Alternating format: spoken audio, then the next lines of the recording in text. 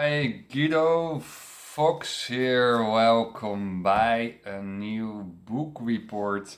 Today, I want to discuss with you to be victorious in life, how to conquer life, how to be victorious in life, how you create self confidence, how you create long lasting happiness in life, how you can make something from your life from the Holy Yogananda, a new book from Yogananda. And let's start directly with the analyzing of this book. First, page 8. Seek God first. And of course, he is saying here, start with meditation first. That is the most important thing in your daily and or night routine.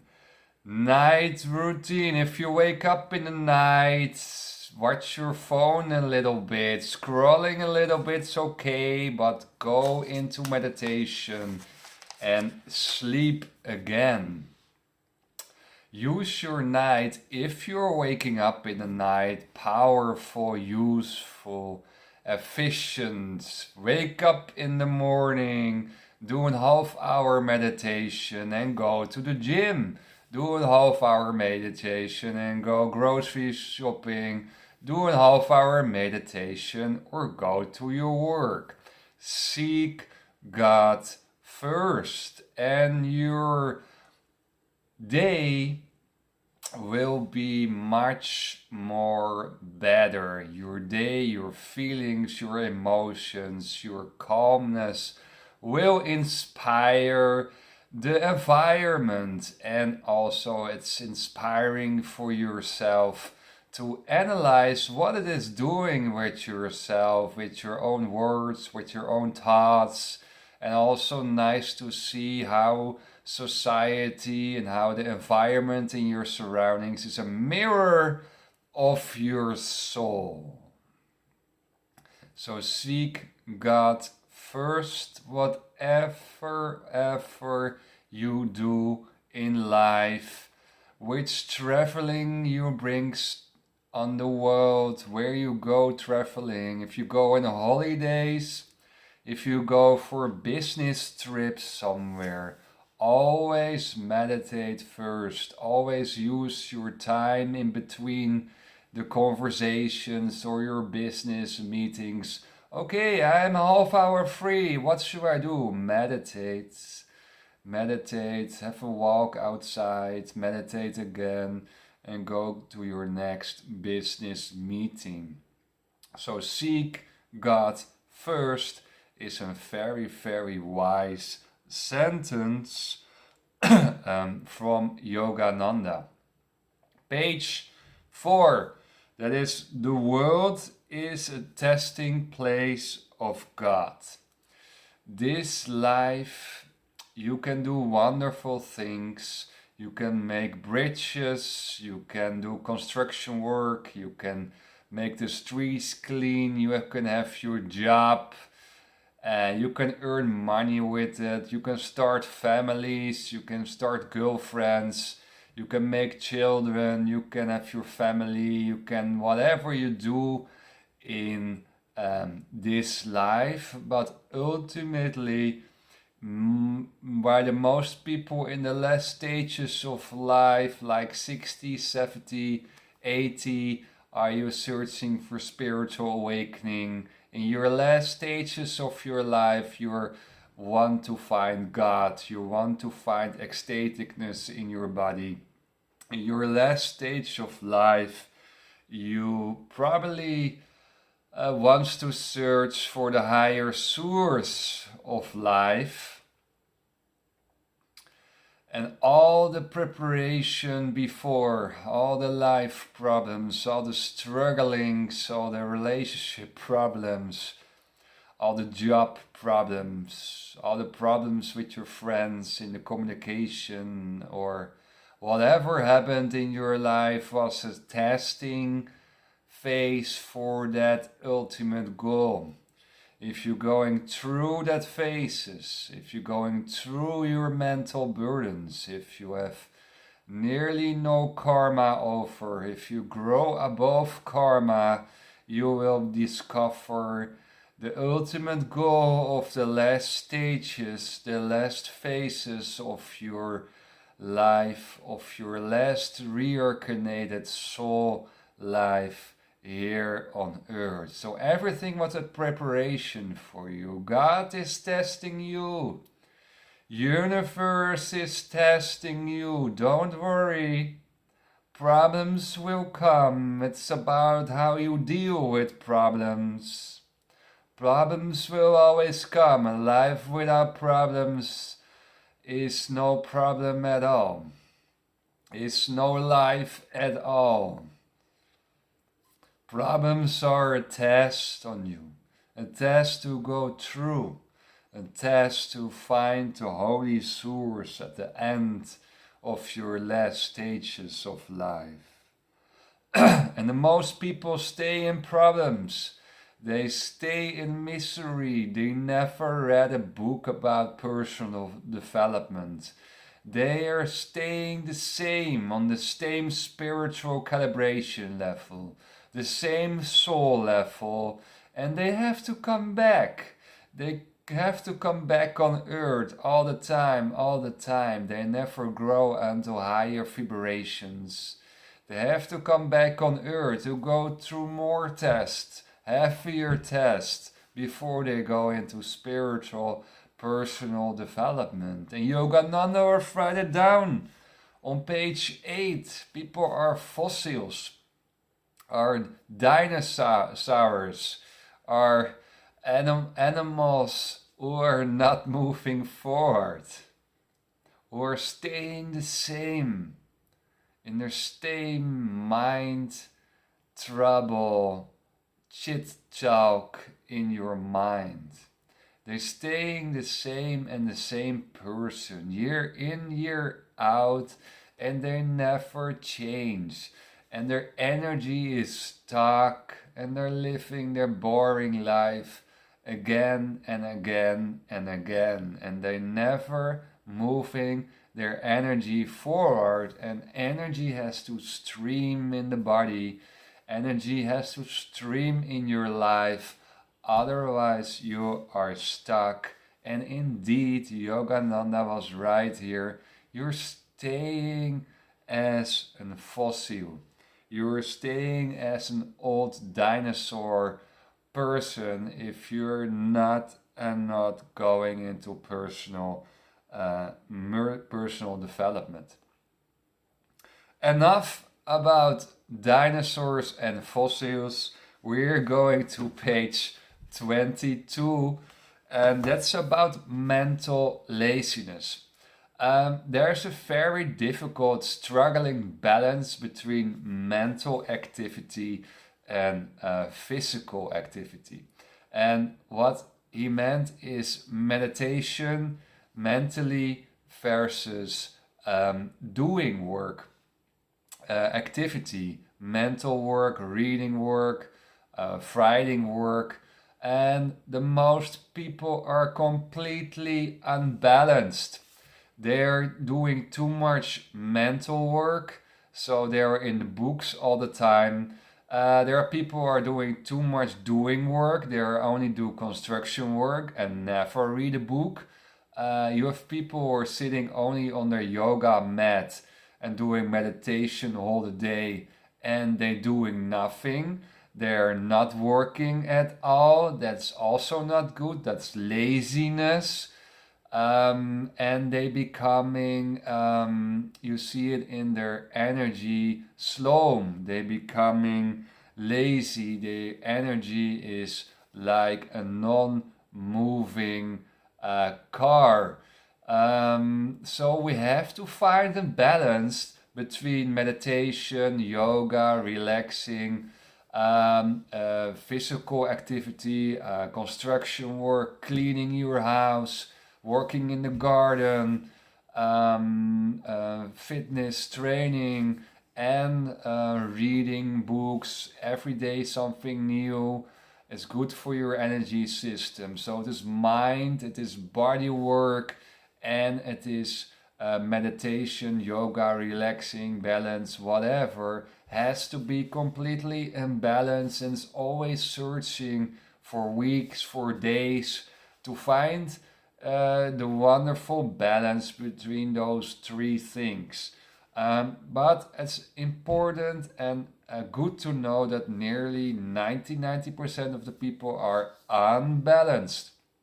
You see a lot of workers in construction work who are only doing that in their life and never read a book and never listen to a podcast or never write something down. So they are mentally behind, and their body work is very good. You clear your soul, you're doing something with your hands, very, very good. But it's always a balance between those three things that you're creating a happier life where everything is in balance. So he's doing his finger up. He say, "Watch out for mental laziness." And I felt in the same trap. I did a lot of body work. I was doing a lot of meditation, and I recognized last year, hey Guido, you do less articles, less blogs, less videos. So I was doing more meditation, more body work instead of that, because sometimes I don't have anything to read or I find it not interesting. So I'm also a little bit picking what kind of books are coming on my journey, of course. So I am also there to find the optimal balance or searching for the right balance in my life to also not become mental lazy, because that is also an energy stream we have to take into account. And you see a lot of consultants or lawyers or politicians or business owners constantly in their mind.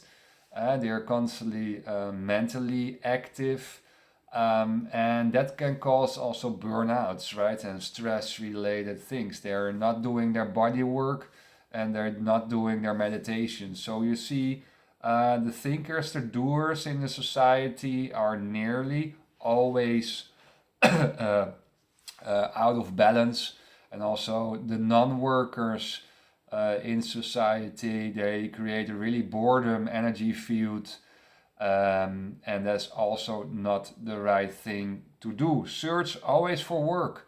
That's also my advice. Always work in your life very healthy, 8 hours per day.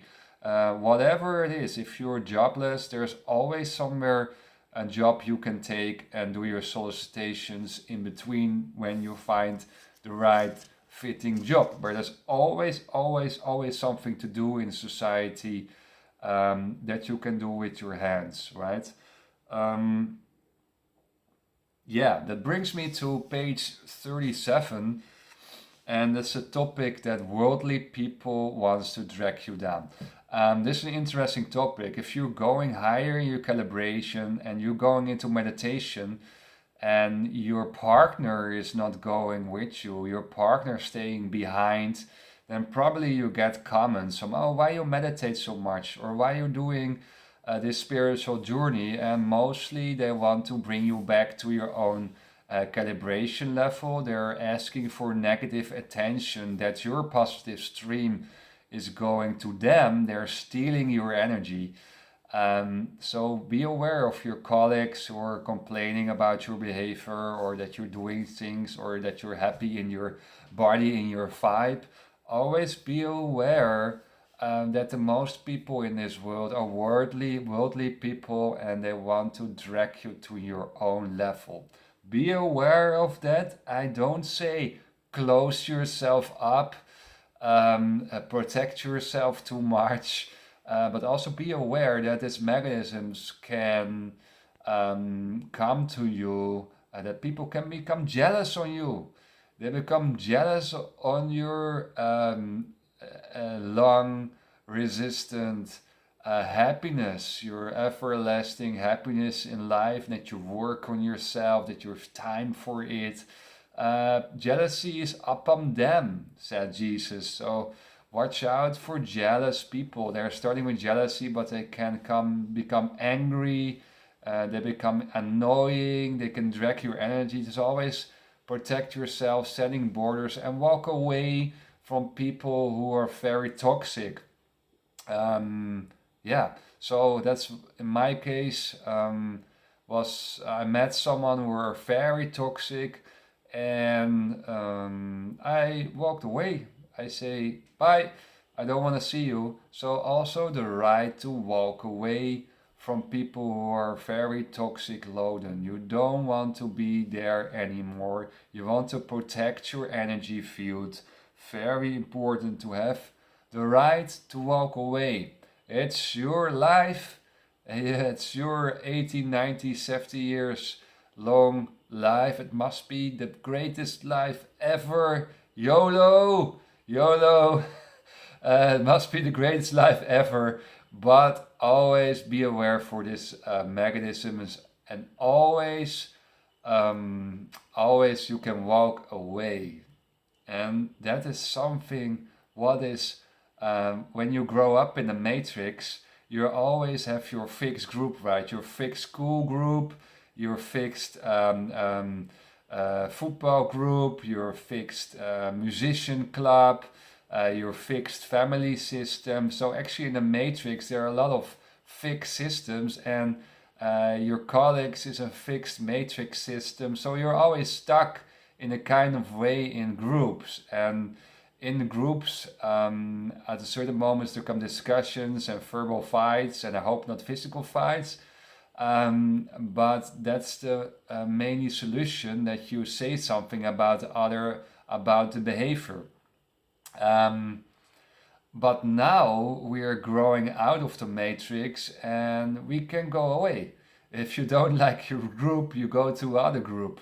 If you want to do something else in your life, you do something else in your life. So we are more in a free world where we can decide to walk away. And what I want to say, that is not yet implanted in your soul system. So I have to push it through you. You have the right to walk away from people who you don't like. That is nothing to be ashamed of.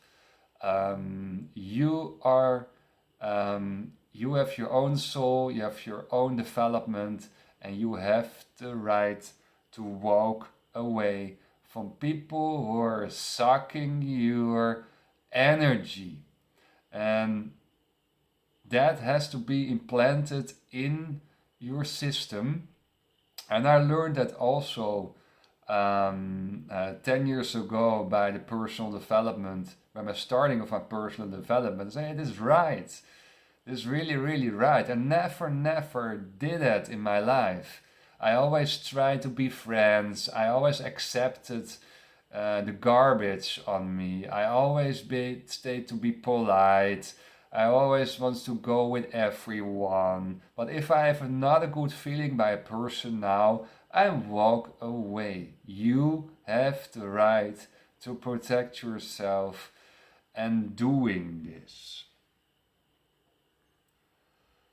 Energized Will, page 110. I talked with you already in the last book report about devotion and energized will and faith. And now I want to go a little bit deeper, and that is about the energized will. So you have the will to become enlightened, and you have the will to go inside, you have the will to activate your chakras. You have the will, that's a starting mechanism. I talked with you in the last book report about Freud and about Nietzsche and Schopenhauer. The will is very important, but we have to make the will also energized. That means that the will has to stream too. It starts with the will, but also create an energized will. And that means that it has moved forward. If something has to stream, you have to think a little bit about the future. So if I want to buy an expensive motor, I have to think about that. Wow, money has to come in to buy this wonderful motor. So I planned a goal in myself. Then money is coming in. You attract money because you need money. You want money to buy something wonderful. You want to go on a wonderful cruise holiday. You say, hey, God, give me money. I work very hard. And we going on a cruise holiday. So putting things forward can combine with living in the now. You can be in the now. You can be centered with wishes for the future. I want to read 300 book reports. I want to share 300 book reports. I want to read 300 books. I want to share 300 book reports. I have a future goal and I move through that with an energized will. So it's nothing wrong to place goals in your life. I try it out too with no goals in your life and goals in your life. But goal orientated is very good to create an energized will. I want to gain 20 kg of muscles. You're moving there, and every exercise you do in the gym, you are there. You are there in that exercise, and you're doing the exercise completely focused, full with conscious power. I want to move there. I want to move towards enlightenment. So the goals you set in the future create an energized will, what is very, very good, and also let the energy stream. So you have your goal and also let go the goal so that you're not every day and every minute thinking about your future cruise holiday. Then it will become a more addiction on your future goals. Also let your goal go. But it is a very stimulating way of behavioral patterns to be more goal orientated. That's firing your energized will in life. So set physical goals, set business goals, set holiday goals, set relationship goals, whatever you want to reach in life, put it down on paper and work through it, and your inner will become more and more energized. That is very, very, very important. Page 82. If you're growing spiritual-wise, I told you earlier, worldly people want to drag you down. Maybe in your relationship, your husband will be more jealous and confront you with bullshit. Also there, the right to walk away. If it's not going well, walk away. If your colleague's becoming nasty, walk away. Always the freedom to walk away. But seclusion is the price of greatness. A lot of big leaders, from CEOs, from countries, world leaders, spiritual leaders, can feel themselves a little bit isolated. Seclusion, isolated, alone, and that is normal. It is very normal if you're growing out of the crowd, if you're growing higher than the rest. You can feel alone and sometimes alone on the mountain. But you can share. If you're on the top of the mountain, you can share your energy to the people down under you. That's the most favorable thing, to sit on a mountain alone, that you can share your energy, you can divide your energy on the people who are more lower on the mountain. That is for world leaders, for excellent football players, for whatever you do. You're the best in your field. It can be sometimes a little bit alone feelings, but you can reach God easier alone from the mountain on the top than down under there. So it's a favorable situation, and plus you can divide your energy onto more people. And another thing what Yoga and Nanda were saying, also on the top of the mountain, there's no noise. There's no chit talks from the matrix. There are no gossiping of the matrix. There are no bullshit talks of the matrix. It's nice silence there on the top of the mountain. So no problems there, right? You can enjoy the peace. You can enjoy the silence on the top of the mountain. It's a wonderful experience than sitting in the crowd down under the mountain. Thank you for watching this video about how to be victorious in life. Thank you for watching, and I see you by the next video. Bye bye.